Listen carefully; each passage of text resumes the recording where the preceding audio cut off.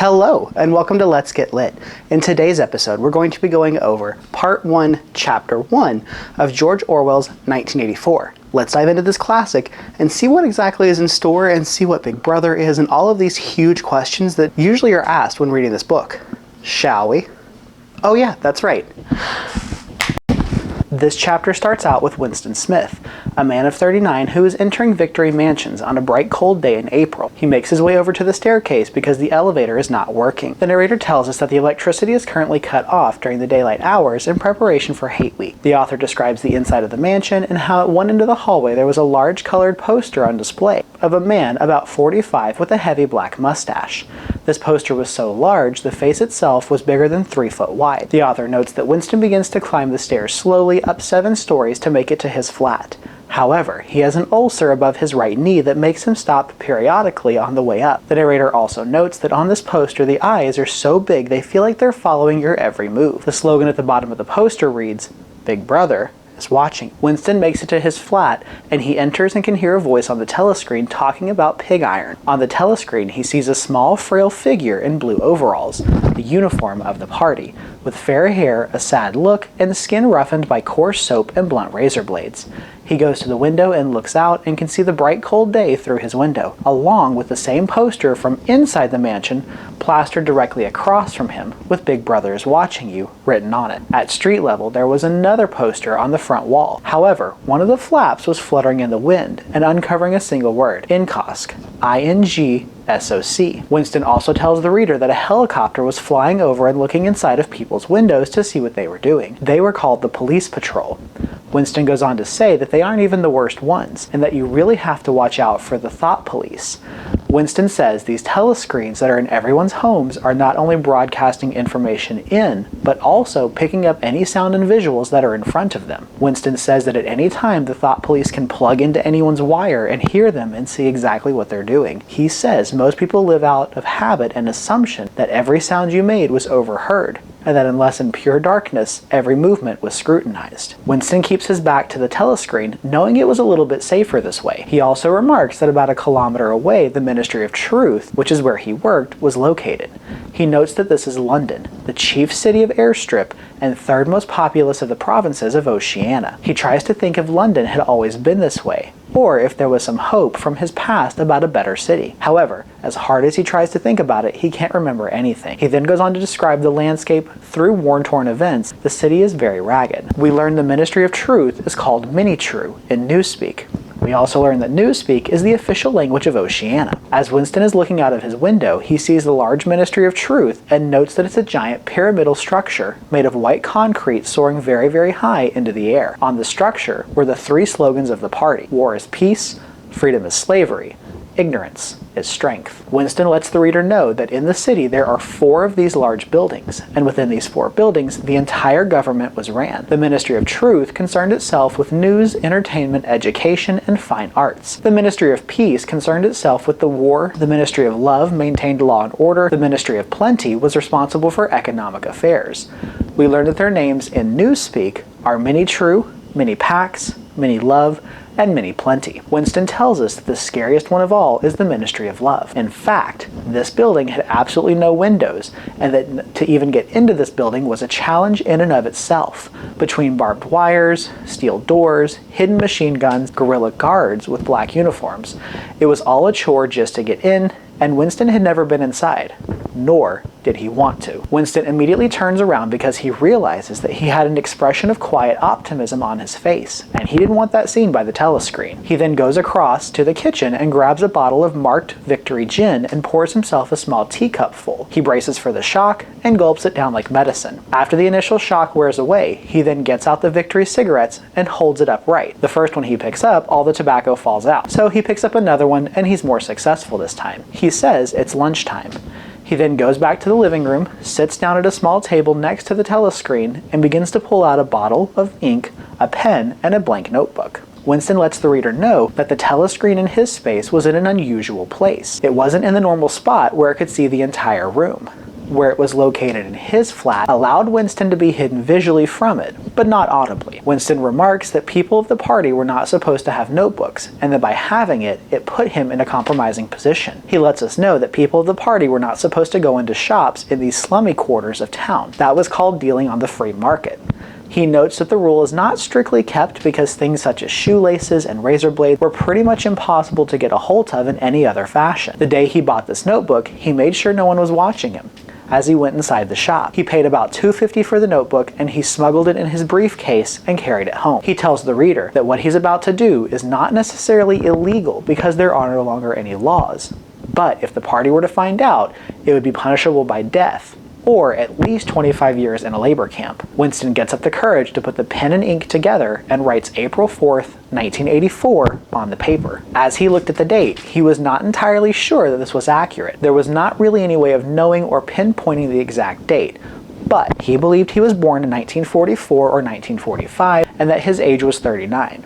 He then realized the weight of what he was about to do and began worrying. For a moment, he was unable to write anything at all.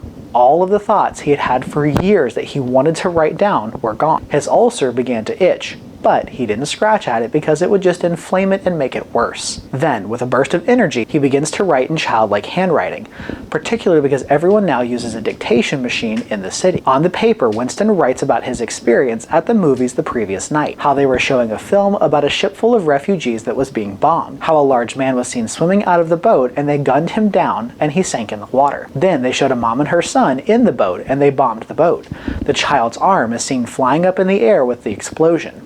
The party members were all laughing and applauding, but from down front, a woman who he calls a prole was screaming in outrage and was escorted out of the theater. Winston stops writing and remembers another event, which made him want to come home and begin the diary. This event happened at the ministry. That morning, they were taking all of the chairs out of the cubicles for the 2-minute hate session and setting them in rows in front of the telescreen. Two people who he knew by sight but not very well came unexpectedly in the room. The first was a woman of about 27 with beautiful features who must have worked in the fiction department due to the oil on her hands from the novel Machine. He did not like this woman at all. In fact, she scared him, and he thought that she could even be part of the thought police, but then dismissed this idea. He didn't like her because she had this air about her that made him uneasy whenever she was near. He knew she was part of the anti-sex league due to her buttons and sash that she had worn, and he also believed that she tried to install all virtues of the party in her daily routine. He felt a particular hostility towards her whenever she was near. The other person was named O'Brien, a member of the inner party. Winston was not sure what his job was. O'Brien was a large burly man with a thick neck and coarse, humorous, brutal face. Winston goes on to describe him and that he believes O'Brien's orthodoxy and way of thinking was not fully aligned to the party. He holds his belief that if he were able to get a hold of O'Brien by himself without a telescreen around, he might be able to confirm his thoughts. However, he's never done this before, so he really doesn't know. Winston then goes on to describe that they had all taken their seats and O'Brien sits in the same row as him, just a few seats down. And between them is a sandy hair-colored woman who works in the cubicle next to Winston. The dark-haired girl mentioned earlier sits behind them. At that instant, the telescreen comes on and a horrible screeching sound resonates from the screen. The 2-minute hate had begun. Everyone begins to boo and create hissing noises towards the images that are on the screen. The most prominent figure seen on the screen was the face of Emmanuel Goldstein, the enemy of the people. Winston goes into describing this man and how he is very Jewish in appearance and that he was one of the biggest revolutionists against the party. He wanted freedom of speech, freedom of press. He wanted to conclude the wars and have peace with Eurasia and advocate for all the different types of freedoms. Winston says that Emmanuel used a lot of newspeak words in order to drive his message home. He also goes on to state that the speech was so exaggerated and extreme that most people wouldn't have bought into it. But there were some small evidences of truth that anyone who was not fully thinking or aware would fall trap to these. Winston also mentions that Emmanuel Goldstein wasn't dead.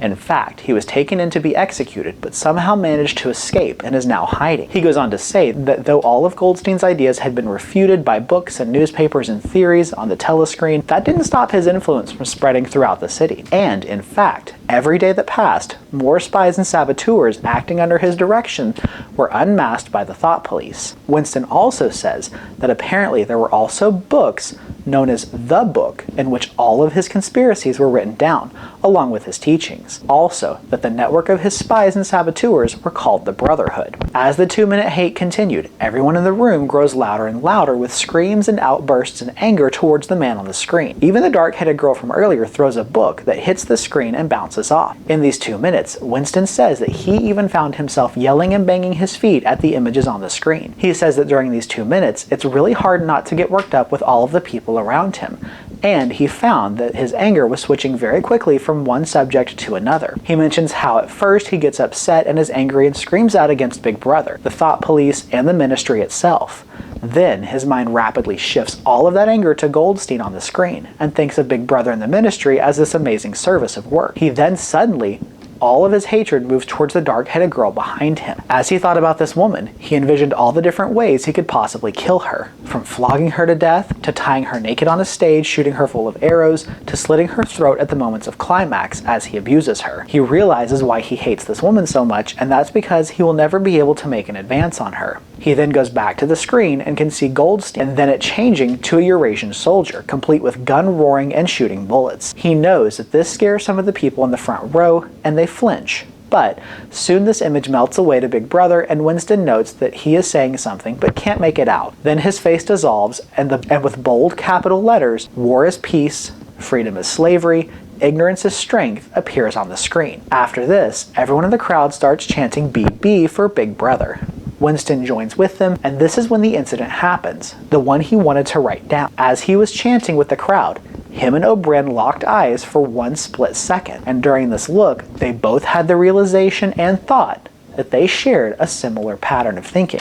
And that pattern of thinking was that they were both on each other's sides, and they were both thinking the same thing. Winston notes that it was only for a split second, and that after this, O'Brien's face turns right back around with everybody else's and starts chanting again. Winston's not sure if this actually happened because it didn't happen again, but he believes and hopes that there were others that were enemies of the party. As he was thinking all of this, he looks down and realizes that his hands were writing the entire time, and his hands wrote down with Big Brother, filling half the page of the journal. When he looked down, he could not help but feel a twinge of panic, especially because he knew that the thought police would get him for what he's done. He also notes that even if he had not written anything down to begin with, he was still in danger of the thought police. He mentions that all of the arrests by the thought police were done at night, and that every single detail of the person was completely erased from society, or vaporized, as they had used. He then quickly writes in the journal that they'll shoot him in the back of the neck, but that he doesn't care. He writes, "Down with Big Brother." As he sits back in his chair, he can hear knocking at his door. He begins to panic, but he gets up and moves heavily towards the door, where the knocking continues. This is where Part 1, Chapter 1 of 1984 ends. We hope you enjoyed this episode. Please remember to like, share, and subscribe. Have a wonderful rest of your day, and as always, stay lit.